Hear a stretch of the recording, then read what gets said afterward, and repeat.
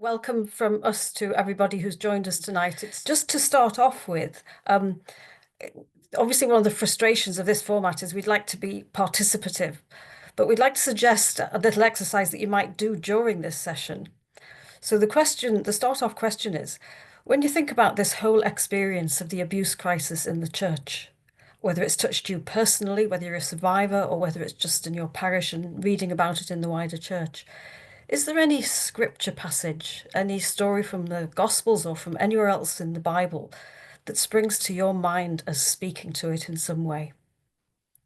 Whatever it is, just it might be a line or it might be a parable or a story, then stick it in the chat because it's really interesting to see which bits of the Gospel read this crisis for us. So that's the first invitation. And the second comment is just we reflected on last week's conversation. And towards the end of last week, we had two accounts of really difficult experiences of what we call in the research mishandling. So when the church gets it wrong, when we, the church, get it wrong, and felt a great desire among people taking part to work out how we can do things better. And that relates both to formal safeguarding practices and to the wider questions, which is really much more in our field about how the church as a whole needs to change. And I suppose it's challenging for us because we're not experts in safeguarding, and we weren't trying to look at policy or practice in the research. We were trying to look at the meaning of the whole crisis and the larger issues that it raises for us, the questions about our understandings, our attitude, our culture, our systems and structures in the church. So we are going to try and answer some of the questions that you raised last week, but we're answering them as people engaged in theology and practice, but also with quite a bit of pastoral experience between us. So just bear that in mind that we are like you, searching for the right practical answers. And one of the main contributions we hope the research can make and our ongoing work is to try and illuminate some of the theological issues, the cultural issues, the systematic issues that we might need to tackle together. So to start off with, what I'm going to do is respond to a couple of the questions that were put towards the end of the session. A couple of the things that came out, people were asking about for examples of how parishes and organisations have moved forward and what next steps are, and what it means what good practice looks like in this area. Particularly the failures around communication were raised, the failures around an adequate, compassionate, gospel-inspired response to survivors. So we've got those kind of things on our mind. And when Claire and I were reflecting, I was looking back at the research and looking at this question of what is good practice when a parish has been affected, either because of a case in the parish, one of the priests has been arrested or imprisoned, or it's happened somewhere else in the diocese, or just in the wider church. What's good practice for a parish community? And in the research, we did ask this question. We asked, do you know of any examples of good practice? And one of the puzzling things was that nobody answered it. It was really hard to get anyone being able to answer that question, what is good practice? But in other places, people told us about what sounded like good practice. They just didn't call it that. And I think what this illuminates is that people don't think systematically or act systematically. Every context, every parish, every case is unique, every set of circumstances. And what's happened so far is that people have tried to respond as best they can. And what we really lack is any learning, bringing all of that together, any kind of gathering of stories to reflect and learn on how to do things better. But what I'm going to do briefly is just talk about some of the examples that did come through in the research, just as little stories. Now, I have to be careful because I can't explain always where they are. Some of them are not, some of them are in the public domain, but I have to protect anonymity. But let me just tell you a few examples of what we heard as good practice. So one of the parishes that we did quite a lot of listening in was a parish where there'd been a young priest and he'd been arrested and imprisoned. He'd only been in the parish a year or two.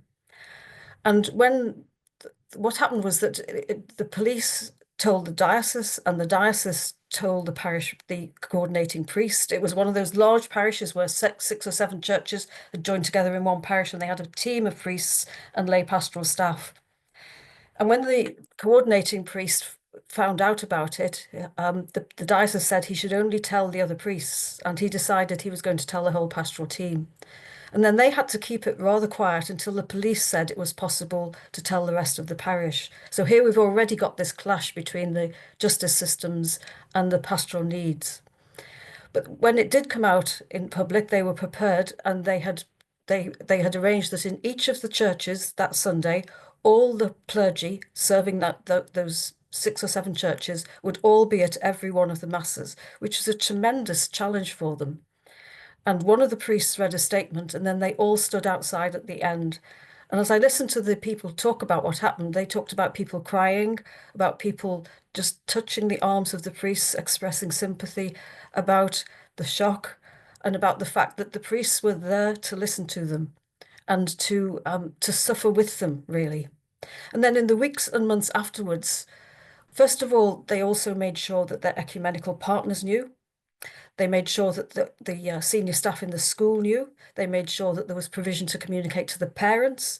They made sure that in every meeting that happened in the parish for the next couple of months, there was an invitation to anybody who wanted to raise issues or questions related to the arrest, that it could happen. And overall, when I heard the stories from this parish, it was clear that people felt it had been communicated as well as it could be in the circumstances. It's really difficult because I think the night before they started to tell the parish, it had got out on social media. So they had to cope with the fact that some people already knew. But the gap between that happening and the parish communication strategy taking off was so short, just a few hours, that people understood that. But what I learned from this experience was that I knew that that parish was already a parish where there were really good collaborative relationships between priests and people. They called each other by first names, they could share each other's grief, they could talk to each other as adults without the formalities of distance or deference. So when this happened, they were able to cope, and people were able to respond with compassion and generosity. So the people said things like, what about his family? What about the people in the children in his family who go to local schools? What about his life? His life will be over now. So they had a much broader sympathy and generosity than if information had been withheld from them. And it stands for me as a kind of landmark case of how to do it well. In contrast with several of the parishes where people told us that they just heard through reading it in the local news and nobody came and told them anything. And then the other example is a parish that's outside the research, so I can talk about it a bit. And this was the parish in Buxton, where they found out that a number of years later that their parish priest had abused in the 1980s. And then when they tried to arrest him, he went to Spain, and it took quite a lot of years to extradite him. When he finally came back and went to prison in something like 2012, and he died in 2018. And so the parish had really not had any opportunity to come to terms with it, to ask all those questions like, um, he baptized my children. What does that mean? He married my nephew. What does that mean? Did anything happen with my child? Even though the children in question were by now in their 20s or later. So just this year, after a lot of thinking and slowed down by the years of the pandemic, they decided to organize their own loud fence, which is that where you make a visual fence of ribbons.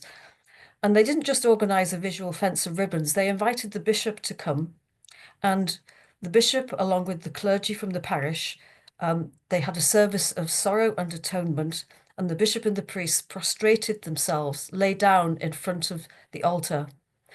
They created a stations of the cross that they compiled themselves around the church, and each station represented a moment where they could relate the station to the experience of survivors and of abuse.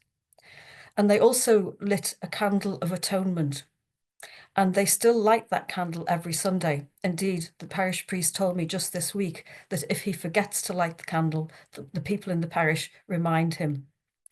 And I asked them the question, which is a really interesting one, because when a parish suffers this kind of pain, this kind of betrayal, these questions, one of the things you ask is it better to do a liturgy, a service of healing? Is that what's going to be the best first step? Or is it better to do something where people can talk and ask their questions and get whatever answers are possible? And I don't know the answer to this. And so I asked them in Buxton, because they started off by doing a liturgical response where people could still come and tie ribbons and write their voice onto the little cards that they could tie to the loud fence. So there was some articulation of voices, but it wasn't a conversation. And so the parish did actually do a follow-up meeting using the report, I think, or offering the report, but only a handful turned up. And that was very interesting because we simply don't know enough yet about what are the right things to help people come to terms with what's happened. And in each context, it would be very different for that parish because it happened many years ago. The priest is dead. But in the parish I talked about, first of all, it had happened very recently and it was very raw, and people needed to grieve and possibly to weep, but also to be able to talk. But in that first parish, there was also the dilemma of they didn't get to hear any voices from victims or survivors. And quite often, when a parish has this experience, the victims or survivors are invisible, rightly for reasons of anonymity, which means that the story that the parishioners get is, in a sense, lopsided. They only hear one part of it because they cannot hear directly from the victims or survivors. So that also makes it complicated to give people a wider understanding of what's gone on. A couple of other things that I've found really interesting and inspiring. There is a group, and this group is in the public domain, so you can Google them and look them up. There is a group called the Comboni Survivors Group, and they're a group of people who were abused in a junior seminary in Yorkshire. And they have campaigned for about, I don't know, maybe 20 years or more, because the order that was responsible for the junior seminary didn't acknowledge their abuse and fought court cases against several of them. And this group of men have kept themselves together and advocated and agitated. They've gone to bishops, archbishops, cardinals. Um, they've found support from some of them. They went to the nuncio, and eventually, through the good offices of the Bishop of Leeds and possibly others, they had a meeting with the Pope. And the Pope invited the Father General of the order, in whose responsibility they had been abused, to come and meet with them. And for the first time, they got the kind of apology and acknowledgement that they were looking for. And they stand for me as a marvelous example of just the persistence and courage needed to make sure that the voices crying out, the voices of lament and pain, are heard, even if you have to go all the way. And I salute them whenever I read about them. And you can Google them and look, they're the Comboni survivors. And another not unrelated example, but again, I can't tell you where. This was of a boy who was abused in a junior seminary and by a missionary religious order, and they didn't acknowledge it. And he found out, or he knew, that once a year or every so often, each parish has a collection which is for missionary societies. Now, actually, it's for all the missionary societies that work overseas. It gets divided up, but part of it would go to the order in whose care he was abused. And that was very troubling for him, as you could understand, because the order had not acknowledged what had happened. So he talked to his parish priest, and he and the parish priest agreed that they were going to ask the parish community to consider the case of whether they should have that collection still, even though it's a mandatory national collection. So the parish priest asked the parish community, put the facts before them, and said, "What do you think? Should we do this?" And the parish community said, "No, we shouldn't." Now, they got into a bit of trouble for that. I don't think the bishop was very happy. But it's really interesting as an example of sometimes we need to take some action which is uncomfortable and which may even be seen as challenging existing practice in order to put the case for justice. One final little example. Again, you can Google this and it's in the public domain. Many of you will know that in Hexham and Newcastle diocese, just south of the border, there was a lot of pain and grief surrounding first of all, the suicide of a priest against whom an allegation had been made, who'd been put into a senior position by the bishop, and then by the bishop's handling of that and of other matters, which led to the unexpected and rather quick resignation of the bishop, and an investigation requested by the Vatican and an audit by the English CSSA. And that left an awful lot of people in a lot of parishes around the diocese deeply unhappy and troubled about safeguarding that sense that the diocese was not a safe place. The new incoming bishop was determined to change that. And two things happened that were really important. The first was that even though the Vatican investigation research report, Archbishop Malcolm McMahon could not publish it. He was not allowed to, so he just published a summary, which is frustrating because we'd like to read the whole of it. But the CSSA could publish the whole of their report, which was hard-hitting and available to anyone.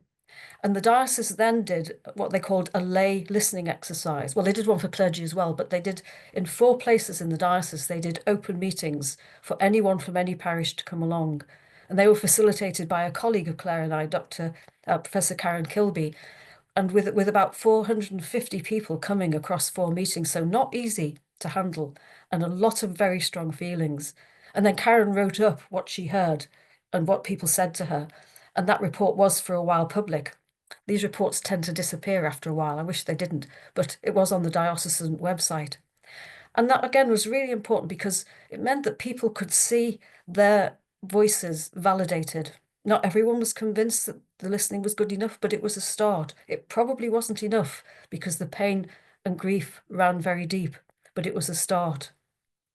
And then when the new bishop was installed, Bishop Stephen, he invited a survivor to speak at his installation and invited the Loud Fence organisers to bring up a basket of Loud Fence ribbons, which he tied to his episcopal chair. I don't know if any of you know these stories, but I think they're all little signs of hope. They're signs that, well, they're signs of a couple of things. One is just over and over again, you see people have to be creative about solutions. There's no manual that will tell you what's the right thing to do because the circumstances in each parish or diocese vary hugely, whether it's present, whether it's recent or long ago, whether it's a young priest, what kind of offence it was, whether there was an arrest or just a suspicion, how far the hurt has gone, who is involved. All these things need to be part of trying to discern what the right response is. But those are all examples for me of where people have been courageous enough to say, okay, I'm going to act. One final example. One of the issues we raise a lot in the report is clericalism, because a lot of the difficulties in communication seem to relate to a culture of huge deference, a culture of ideas about the priest that silence us, that disincline us to challenge, that make it impossible to criticize or call out bad behavior. And this is a kind of culture that oppresses priests as much as it oppresses us as the baptized. And I was really delighted to read about a Cambridge parish where the priest who was moving, and they read the Cross of the Moment, the part in it which talks about how one of the practical ways that we can change clericalism is to look at what happens when a parish gets a new priest. Because one of the things we say is, what we need to signal when that happens is that the parish belongs to the people and the priest serves the people, rather than this system of everything stops when a new priest comes, everything can change, everything that's done can be lost. And that is often the experience. I was doing a study day a few weeks ago and I asked the 50 or so people in the room how many of them had had that experience. 80% raised their hands. And I suspect if I could see your hands on this call, you'd probably say the same. So in this parish in Cambridge, after reading this part of the Cross of the Moment, they decided on the parish council that they were going to do a self-appraisal of themselves as a parish and send it to the bishop so that he could hand it on to the new priest so that they could have the right kinds of conversation as soon as he arrived. And I read that, I thought, wow, we could all do that. If we've got parish pastoral councils, it's much harder if you haven't. But it's just a practical example of a parish council taking hold of something to say, we need to start changing the culture of clericalism by acting. Because one of the challenges for Clare and I in this area is, as theologians, we're looking at questions of meaning. And in a sense, we're looking for what you might call upstream solutions. Remember that image of who's throwing the bodies in the river? It's no good pulling the bodies out of the river. You've got to go upstream and find out who's pulling them in. And so we're trying to look at the systemic issues that we can tackle, even though they need longer and will be more difficult to tackle than the than than what's on our doorstep on our front on any given day. But we need to be having the conversations which lead to those bigger kinds of change. What can help bring about the sorts of changes? What are the sorts of things we can do? Because I think one of the things is that a lot of you who were there last week, asking questions, what do we do? How do we take the next steps? What is lies ahead of us? And I think there is a sort of feeling about this is so big and it's such a difficult area. How can we possibly contribute to the change, the massive change, the deep radical change that's needed? But I think both the stories that Pat has shared with us and my experience so far in the kind of 3 months of this project, but also in the work that I've done in the last 20 years around kind of practical engagement with practical theological engagement with church and church life, suggests to me that there are some small but significant things that probably everyone can have a crack at. These were the sorts of questions that you kind of relayed back to us.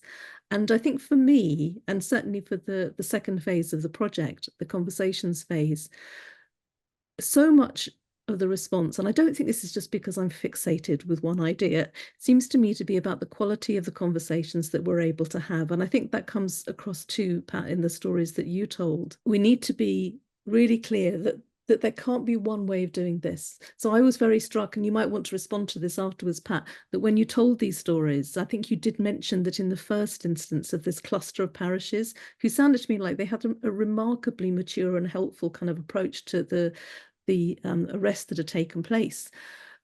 But I suspect that they had a long established culture of relationships and communication already in place.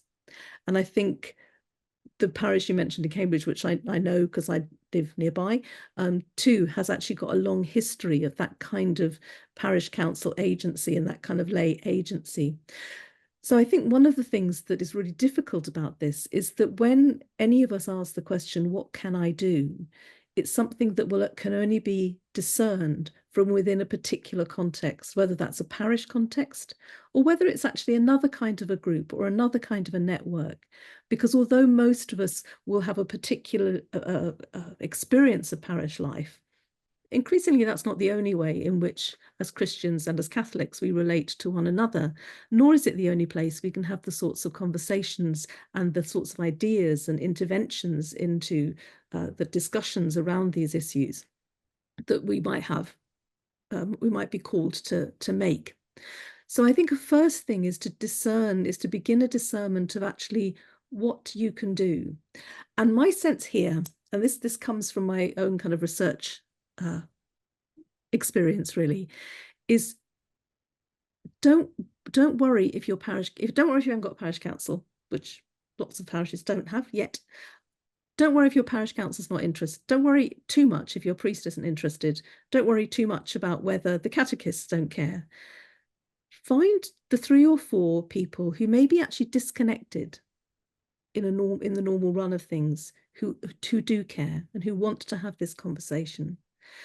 It's about following the energy that's there, that the discernment needs to follow the grace that is already being lived out. What the Spirit will be stirring people's hearts to respond to this. There will be people who feel called into this work in an immediate way. I think for others, it will take a longer time. So one of the questions that was asked that really struck me, because it's part of my experience too, is this question here: how do we engage with people who are not interested or even repelled by the subject? It's really common, not only common in the church, but common for survivor advocates across all sorts of cultures and groups within society. One of the places that I've learnt for myself some thinking here is not just in the theology of the Spirit, which I've just kind of made an allusion to. I just think God must be doing something with people. And so let's find out what it is and let's follow that. Let's try and collaborate with God, what God is doing, rather than trying to figure it all out ourselves. And one of the ways that I found very helpful within kind of research methods is through appreciative inquiry, which some of you may know about. And I'm not going to give a lecture on a research method, don't worry. But there is a basic principle in this method of research. And it is about how we change cultures within organizations of different kind.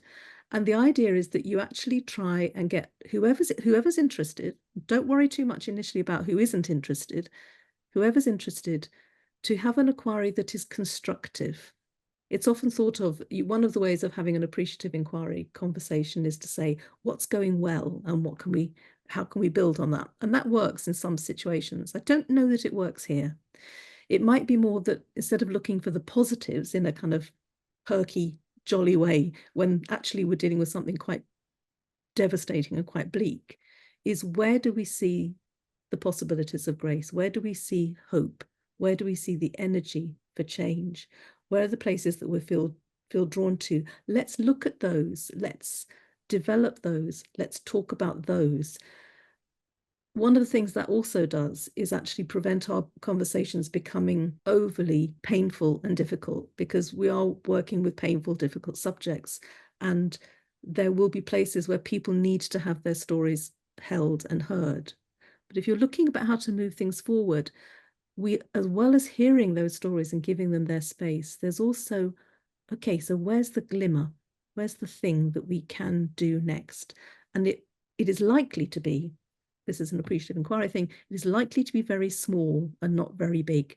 And I just know that for most of us who want to make change in our parishes, goodness knows, over the decades, I've made enough mistakes like this myself.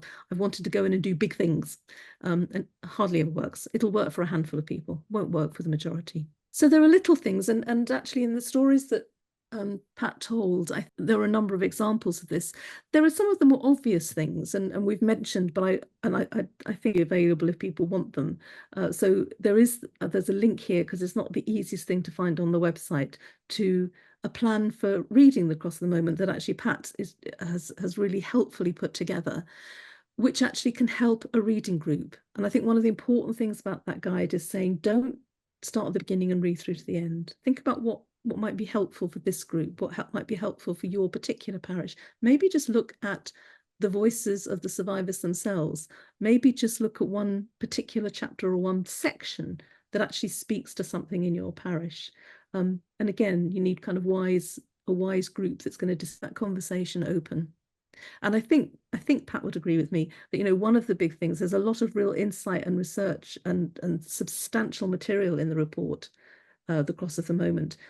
But I think there is a deeper invitation to an ongoing conversation. So it's not like you've got to read all this or you don't know what we're talking about. It's sort of like do what you can with it. I'm also interested, and loud fence was mentioned by Pat, but I'm interested that there are also, and I've reflected on this with some of the people from the Catholic Safeguarding Standards Agency here in England and Wales. What are the public signs that we have in our churches and parishes that we're open to have conversations about these matters? And I know it's a delicate matter. So I've met clergy who said they couldn't talk, they wouldn't make an announcement about this because there might be young people or children or indeed older people who would be offended by it, which of course is really problematic if you're somebody in the congregation, and there will be people in the congregation who is a survivor themselves of whatever kind of abuse, because it's kind of saying like, this is something it's just too unpleasant or too dirty to kind of enter into the conversation. But I do understand that anxiety. But there are more subtle ways that we can remember this and bring it into our parishes, our parish life, and so enable conversation and language.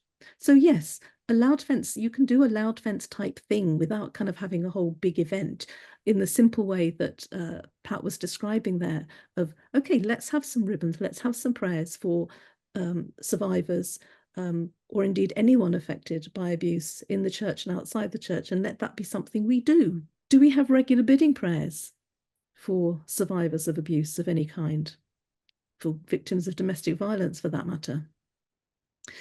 The CSSA in England and Wales, and I'm sorry to be talking about the CSSA in England and Wales and Scotland. I do hope I'm not making some terrible colonial faux pas by doing that. It's just the material I know.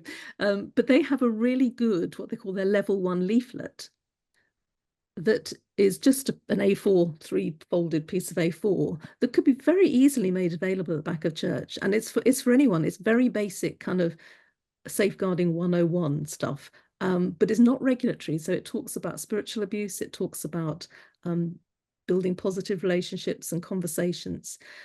What kind of signs are there in our churches that we are open to this sort of conversation, and that people actually are learning a vocabulary to speak about these things? The possibility of what, in my infuriating academic way, I'm going to call conversation protagonists. I apologize.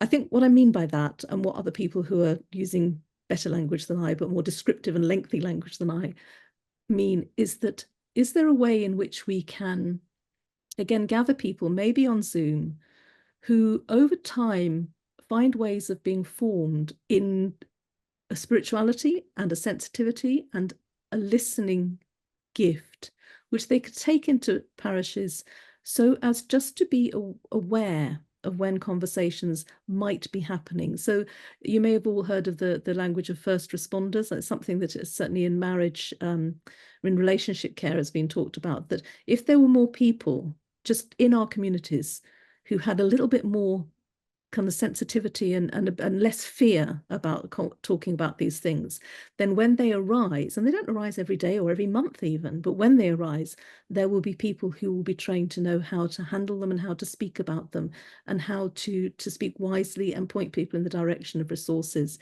So is there, as of course we have our safeguarding officers, but is there actually a wider task for a larger group of people, I mean ideally everybody, who had a basic understanding and a basic way into talking about these things and can both facilitate and initiate and indeed sometimes direct conversations where that's needed? And of course there are liturgical events, and Pat made reference to that, that there is the annual day of prayer and the resources, again, England and Wales, so you might want to do your own, but there are some great resources if you want to look at them, from a survivor group, and I think that's really significant, that are prepared every year for the annual day of prayer. What I am unconvinced about is that most parishes in England and Wales actually know about these and use them. And I think that's one of the great sort of sadnesses. How do we actually make sure, and again, maybe this is about having the protagonists, having the small group of people who are just like the yeast in the dough, bringing this to people's attention. So they also have the same group, the Isaiah Journey group, have it's a resource. I mean, it's set out as a course. It was initially written as a Lenten course, but by survivors. I actually think that it could be used in all sorts of ways. And in fact, I noticed on the most recent website version that they sort of say, you know, that you can use this differently, but it records very beautifully and very sensitively survivor voices and relates them to particular questions of spiritual development and spiritual growth around, you know, abandonment, about loneliness, about love, rejection. And it's actually, I think, a really powerful way in which we can realize that the voice of survivors isn't just about, there are these deeply wounded people and they bring to our minds the problems in the church, but like we talked about last week, they also are able to speak into this with great grace very often and with great wisdom as well. And I'd also just recommend, what many of you will know about is the synodal, one of the questions that came up was the relationship between what we're talking about and the synodal practices that we're developing in our churches. And I think they're very closely related.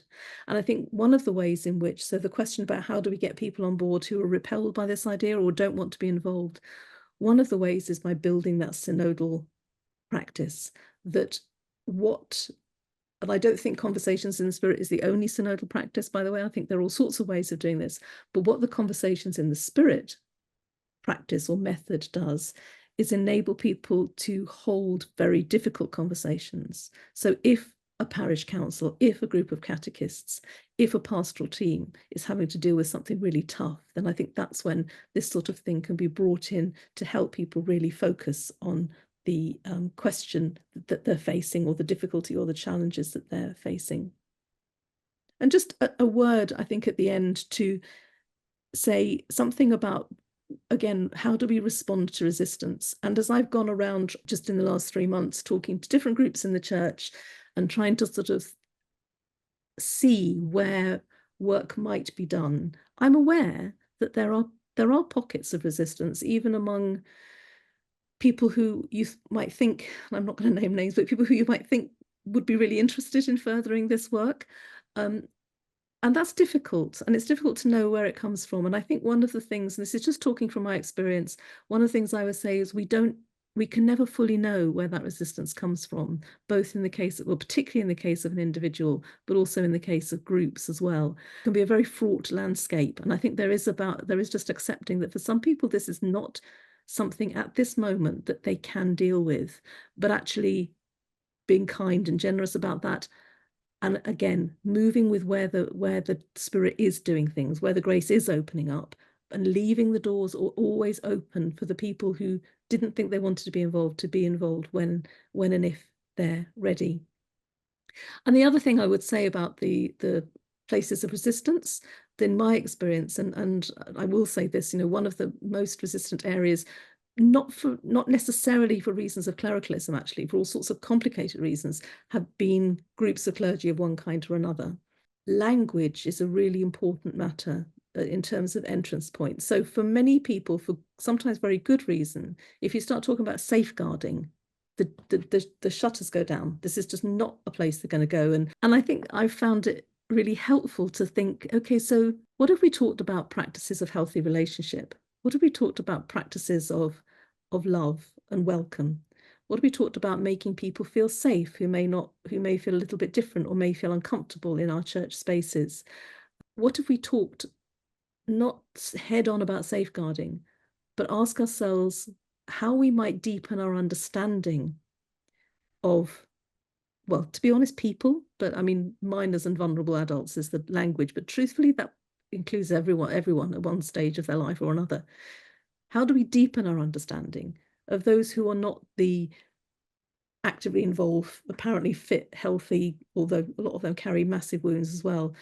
What does it mean to say that children, young people, people with disabilities, people living with poor mental health, older people, infirm people, people with limited energy, people who are just difficult and distressed and distressing, how do we build communities where they are not just tolerated, they're not just given access, but they are actually actively liked and we enjoy having them? I love this, was told me by Carleen Furman, who's a professor of social services in Durham, who runs a Centre for Contextual Safeguarding, about which I'd love to share more.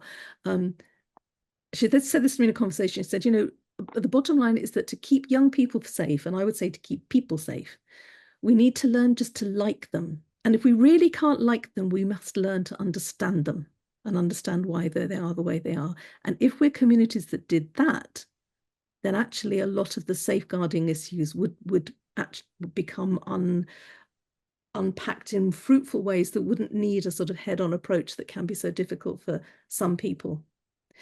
And I wonder what it would be like if we actually went back to our parishes, particularly, and said, what are the signs that we actually really like the company and the participation of children, young people, distressed people, difficult people, frail people? What do we really like? I mean, we like the people, don't we? Of course we do, we're Christians, but do we really like their involvement and all the challenges that can bring? Bystander safeguarding training. This was something that was discussed at our national conference a few weeks ago, and how important it is. I couldn't agree more. I think we do need to look at bystander training for our parishes so that everyone knows what it is and what to look out for. Comment here saying the US Church is streets ahead of us in the UK. They've got an independent organisation of survivors called SNAP. Anyone can join their monthly webinars. There's also a website, Bishop Accountability, and an Australian charity, Brave Hearts. Then Miriam said her parish priest is very open to initiatives, and they're looking towards having a loud fence type of event themselves in their own parish, possibly to coincide with the annual day of prayer, which is always the Friday after Ash Wednesday here in Scotland. Mary saying the day of prayer should be a weekend, not during the week when our parishes only have a handful of parishioners attending. I just wanted to bring up something that was emailed to me after last week's webinar, which I thought might be worth sharing. So essentially the situation was a new priest began in a parish here in Scotland a few years ago. And the women in the parish very quickly began to feel sort of intimidated and harassed by the priest. to the point that at least one female parishioner started attending a different parish because she was feeling so intimidated and harassed by the new priest. A group of women, all independently, wrote to the diocese to say that this priest's behaviour was really out of order, that women were really being targeted by him, that there were witnesses that could have come forward as well. And because none of the women were classed as being vulnerable adults, the response they got was, this is not a safeguarding issue, but a senior member of clergy will speak with the priest and deal with it. Fast forward a number of months and the priest was arrested for sexually assaulting a male in the parish. And the question that the women got in contact with me was, basically, was it a safeguarding issue? Yes or no? And strictly speaking, in Scotland, our definition of safeguarding would be as it relates to children and to adults that are sort of considered protected adults. So they would have some kind of physical or emotional disability or obvious vulnerability where they're receiving support from different services. So technically speaking, in that situation, it wouldn't be considered a safeguarding issue. But on the other hand, the priest was clearly misusing the power that he had and the authority that he had over the women, which then escalated and led to a situation where he did commit this assault. And it does beg the question, I think, if there had been, some kind of bystander training, if there had been a safeguarding intervention, if there had been a risk assessment done on his behaviour, would it have escalated to that point? And I just think I've not got any answers. I just think it's worth raising these issues just to say, the situations are very, very complex, and we need to be looking at low-level concerns, when people are flouting standards of conduct, when someone is misusing their authority to make someone feel intimidated or harassed, we need to be stepping up to the plate to do it. I mean, I think in one sense that little account of that experience validates the point I was making earlier about we need to do two things. First of all, we need to make sure we're responding to whatever situation's in front of us. And that sometimes does mean being able to call out things that are inappropriate. But I think we need to help people work out how to do that. Now, any of us who've worked in professional organisations, I worked in CAFOD for a while as a senior manager, and we were continually being trained in how to give, how to do appraisal, how to give feedback charitably but truthfully. And it's really easy stuff, and you can do ethical management practices, learn these skills where we give feedback on what is on behaviour that needs to be reconsidered. And I think we need to learn some of that in the church. It's just a very ordinary skill, like the things that Claire was talking about, because quite often the way power works in the church, it's very easy for things to happen that are not, abuse is too strong a word, but they do offend people's dignity as baptized members of the church, and they're unworthy of us. And I think we will only grow to be really a safe and healthy church if we can kind of grow out of some of these behaviours. And sometimes it might be being harangued, sometimes it might be simply not being listened to. I mean, there are too many examples of changes being pushed through with no opportunity to consult the people and listen to what they say, even if the decisions go against what is desired. If people have had their voices heard, then they feel different. So I think there's that area of working out how to learn those ordinary basic skills that a lot of people will know from their professional life, but we have to work out how to do them charitably and in the spirit of the gospel. And then the second point is as I said earlier, to go upstream and ask, what are the practices we can introduce or we can kind of agitate for and lobby for that will change the systems? And so we devote quite a lot of the report to talking about appraisal and support for clergy. Both are essential, and systems of accountability. And I was really interested to look around the other dioceses in Australia and Canada and places and see that what we in organisational life talk about as annual appraisal and work supervision, as well as clinical supervision, because they're different, are commonplace offers to priests in other places. And it seems to me that these kind of practices would benefit priests and benefit all of us. So if you were a senior manager in CAFOD, quite often we had 360-degree appraisal. So I think about 15 people got asked to comment on my performance every year. and they've learned how to give good feedback, and I appreciated everything they'd said, including the things that where they told me what I needed to do better, or where things had gone wrong. It's such a help. And this isn't about the priest's identity as a priest. This is about the priest's performance of his tasks in ministry. And that's a really important difference. We're not trying to in any way threaten or dislodge what a priest is. We're trying to look at how we operate together in a common mission. And this is relatively easy stuff. But again, the more we talk about it, the more we kind of soften up both our expectations in parishes and the priests that we know and the deacons and other office holders, including lay pastoral staff, because anyone working in these situations should have these systems. Then we create the spaces in which those kind of concerns can be expressed in a careful and structured way. Because if in that situation the priest, it was known, because it should be known to the parish that there is a system of a priest meeting, I don't know, every quarter with a supervisor, then it will be possible to ask, can we feed something back?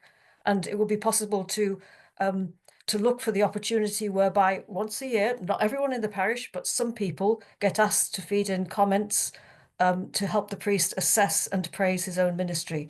So, and also, if you've got that system in place, then priests themselves get a different message about parish awareness of their behaviour and parish feedback.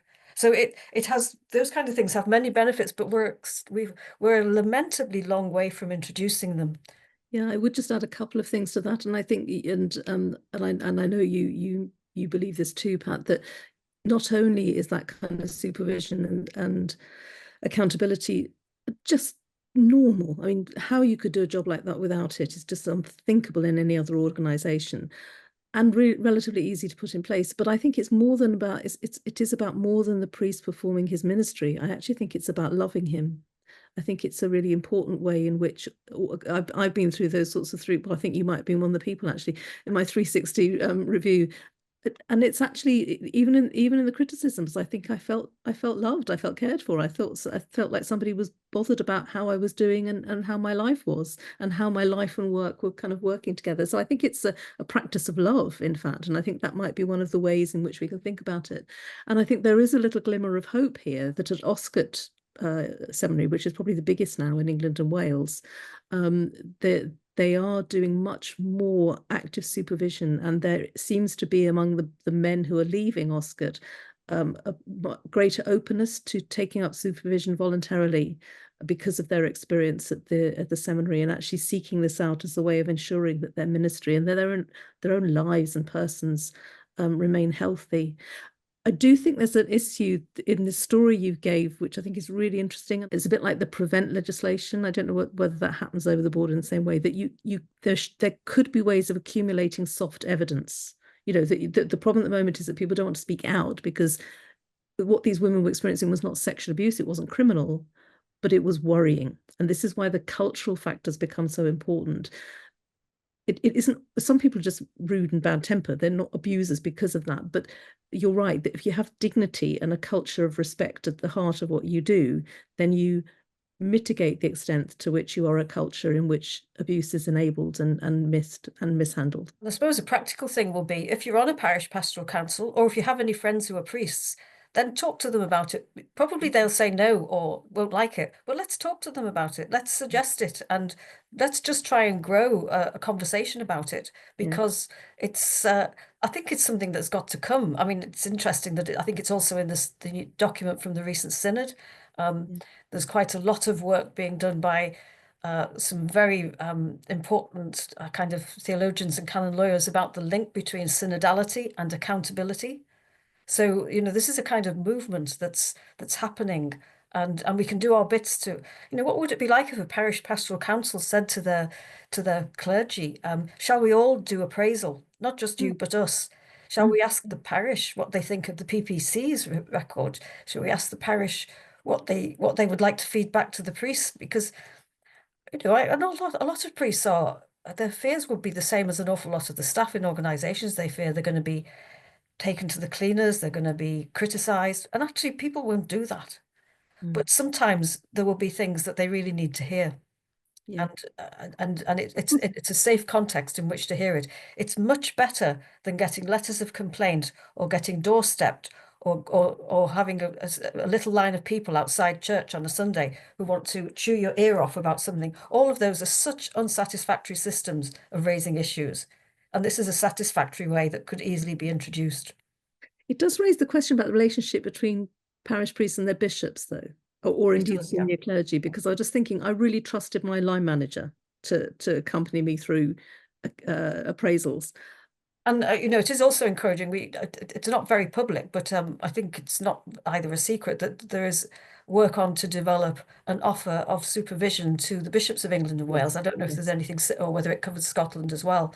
And again, that's a real sign of change that but the need for bishops to have those kind of places where they have either clinical supervision or a kind of what the other phrase for it is pastoral accompaniment, a safe place where they can talk about how they think they're performing. And you've got to find the right kinds of people to do that kind of thing, but it is starting to happen. So that, and I think that I suspect that's largely a result of the abuse crisis and the pushes on bishops that's starting to happen. If I feel passionate about one area I'd like to see taken forward, it's this. And my problem is that I can't work out whose job it is to take it forward, because I don't really think it's the job of safeguarding staff or national agencies, because you have so many other things to do. But I would love to see some experiments, either a healing circle or a restorative process or a kind of truth commission. There are different models. A truth commission is where a space in which any victims or survivors can tell their story as anonymously as they like, but it's listened to and gets an appropriate response, and then is made public to some extent, and that then informs the rest of us. And that hasn't happened, certainly in England and Wales, and I suspect not in Scotland. And that's probably the easiest one. It's a way of getting more of the voices heard.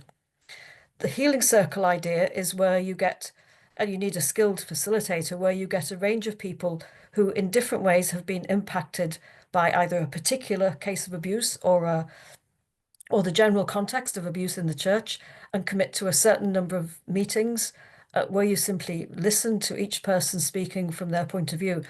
There's an organization in America called Voice of the Faithful, and they have a handout about them. I'd slightly disagree with one of the points they make, where they suggest including in the healing circle a priest who has abused. I would think it's better to start without that presence. Indeed, if you can find that, which is it's really difficult to find that presence. But and the other kind of challenge with this is, do you try and do it in one parish or across parishes? Because if it's going to work, it would be best if it includes some survivors, because their experience is so important and so insightful. And you need to do all the obvious things like protect people's anonymity, make sure there's pastoral care, find the right place, take great care about whether you introduce any religious language or symbols, or even meet in a church-related place, because that might be difficult for some people. But all of those things are easy to think about, and then just try it. As long as you can find a skilled facilitator and make the kind of necessary contract between you at the beginning so that people understand what it's about. It's not that different from doing conversation in the spirit. It has the same qualities of respect and openness and listening and not judging and so on. So I think that's an idea which I haven't found any examples of it happening in this country yet. There may be, but I don't know about them. And it seems to be quite an important part of what happens in other contexts, particularly in the United States. And there are other restorative models. I really recommend strongly the report done by the two restorative practitioners who worked with the Irish Jesuits to look at the impact of a particular case, the abuser Joseph Marmion, a Jesuit who abused boys in a couple of Jesuit schools in Ireland. And the Jesuits bravely invited restorative practitioners to put together a process, and they gathered, I think, about 61 past pupils. They met with each of them individually. They set up meetings between the past pupils and the Jesuits. They met with the Jesuits opened their archives and dug out all their records of their failure, the times which they'd not taken up when suspicions were expressed and so on, all the ways in which earlier generations had simply not been able to recognize what was going on under their noses. Even the people who lived alongside this abuser, the pupils had a group, the Jesuits had a group, they met together, and then they did a meeting, a 3-day meeting of all the Jesuits in the province to look at all that they had heard and learned and work out what they would do as a result going forward. And the Jesuits wrote about the result of that report, of that meeting, and the commitments that they made. And it's a searing process because for quite a few of the Jesuits, they had never known the guy who abused. They were not in any way even colleagues. Some of them weren't even ordained when he abused. And yet they inherited this legacy of the pain and anguish that past pupils of their schools had carried all their lives. And somehow they had to take that into their ministry, their continued existence as a Jesuit province. And yet they did. They had the leadership encouraged them to do it, and they did it. And the report is written up by the 2 restorative practitioners. And it's a like aspects of our report, it's a searing read, but it's a very hopeful read, because what you see and hear is that healing happens when these kind of conversations are able to take place. And even though the burdens that it lays kind of in some ways get moved from the survivors to the Jesuits, and that's hard, that's really hard, but they recognized that they had to do it. And in a sense, that meant that they were then kind of living in the truth. And it's been hard for them as it's carried on, because they went through all of that. And then yet later on, after all of that was finished, yet more revelations emerged. So even though it's absolutely right and good that such processes can take place, and the first sympathy and empathy must always go to the survivors, I have some also for the Jesuits who didn't get ordained to take these burdens on and yet do. And their openness in examining their archives, because so often this is a problem that, I mean, as we heard in our group, that there is still a reluctance to admit, to open up records, to recognize when earlier reports have not been acted on, and so on. There are still lots of areas in which secrecy overrules rightness and justice in relation to survivors' cases. When I talked to the 2 women who led the Irish Jesuit process, they said to me that they thought the skills needed to do restorative work could be learnt and done at any parish level. And I was really encouraged by that, because they were doctors of it, with working in universities, were professional in it. And I thought, oh gosh, there's not enough restorative practitioners around here for us to do this kind of thing. But they said, no, it is possible. So it's another little kind of mountain we have to climb. It's not there yet, but it's part of the horizon that I hope we move to. Lovely to see in the chat lots of people mentioning scripture passages and lines, and that's great. I've written some of them down. Mine is the widow who kept nagging the unjust judge until he gave her justice. And mine is from John 17, which is less narrative and exciting, but it's just, this keeps coming to me through the work that I'm doing now. Consecrate them in the truth. I do not ask you to take them out of the world, but consecrate them in the truth. Pat and Claire, thank you so much. There is so much more to talk about, so many more avenues to explore, and we will be keeping this on the agenda. And I think all else that remains for me to say is a huge thank you again to Pat and Claire for joining us, also for the work that you've done and are continuing to do in the Boundary Breaking Project. It's so important.